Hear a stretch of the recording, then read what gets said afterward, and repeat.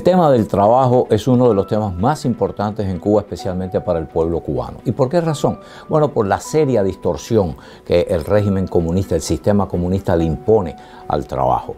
Es una seria distorsión y una manipulación del trabajo. Especialmente la parte que corresponde a el deber. El régimen comunista impone el trabajo como un deber. El trabajo no es un deber, el trabajo es una opción en libertad. Y fíjense la manipulación del régimen comunista. ¿Por qué lo impone como un deber? Porque esa es la forma de utilizar el trabajo, la dependencia de la persona para su fuente de ingreso mediante el trabajo como una imposición política, imponerle conceptos y posiciones políticas e ideológicas a cambio de poder mantener su empleo, que no tiene nada que ver, este condicionamiento político no tiene nada que ver con los deberes laborales. Además, en los regímenes comunistas, el trabajo se utiliza también como una forma de obtener una fuerza laboral barata.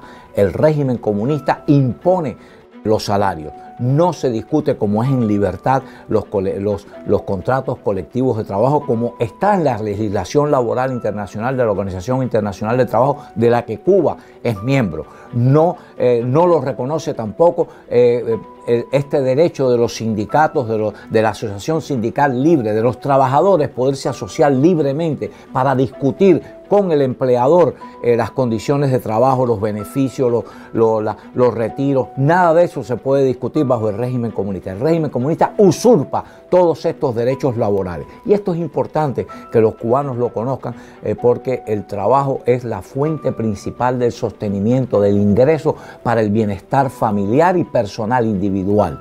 Además, el régimen comunista utiliza el trabajo además como una forma de doblegamiento, de adoctrinamiento político a la fuerza, el trabajo forzado. Y lo vemos también en el mal uso que hacen del trabajo como un instrumento de adoctrinamiento, de reeducación política con las personas que se enfrentan a la dictadura, van a prisión y entonces convierten el trabajo obligatorio en un mecanismo de doblegamiento, de adoctrinamiento y de reeducación política. Esto es un abuso, esto es un crimen, esto jamás lo había visto ningún país del mundo, esto solamente ocurre en los países comunistas. Una persona que es condenada a prisión por causas políticas simplemente va a extinguir su tiempo en prisión y punto. No es obligado a trabajar ni tiene por qué reeducarse políticamente de nada. Esto no está permitido en la legislación internacional tampoco, ni en la legislación laboral. Pero las dictaduras comunistas actúan así arbitrariamente. El trabajo, esencialmente, es una opción de libertad. Es una opción de libertad donde la persona escoge definitivamente si quiere trabajar para sí mismo, si quiere crear un empleo, si quiere crear una empresa y él ser un empleador, o si escoge a su vez trabajar para una empresa y a cambio de un salario. Esto es la opción de libertad. Este es el concepto fundamental del trabajo. La opción del trabajo donde los trabajadores tienen la posibilidad. Estaba en la Constitución de 1940 de Cuba, antes de la Revolución, y que el régimen comunista la aniquiló.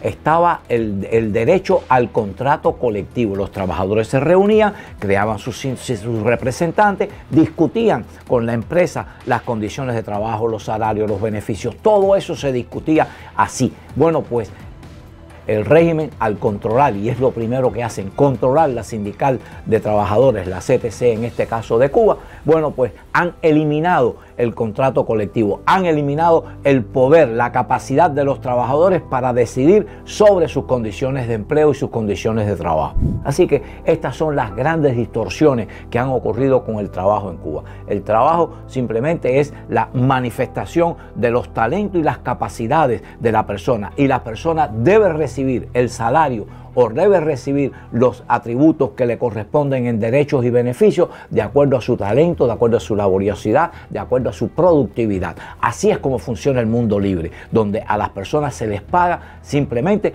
por la calidad de su trabajo. Ahí tienen a los deportistas. ¿Por qué se le puede impedir a un deportista que pueda obtener el fruto de sus talentos deportivos?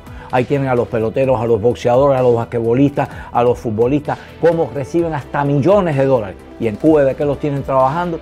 A los deportistas, por nada. Esa es una explotación del trabajo, esa es una distorsión del trabajo. El ser humano tiene derecho a recibir el fruto de su trabajo en la medida en que aporta con ese trabajo. Así que esta es la verdadera significación del trabajo y la distorsión que hacen los sistemas comunistas del trabajo.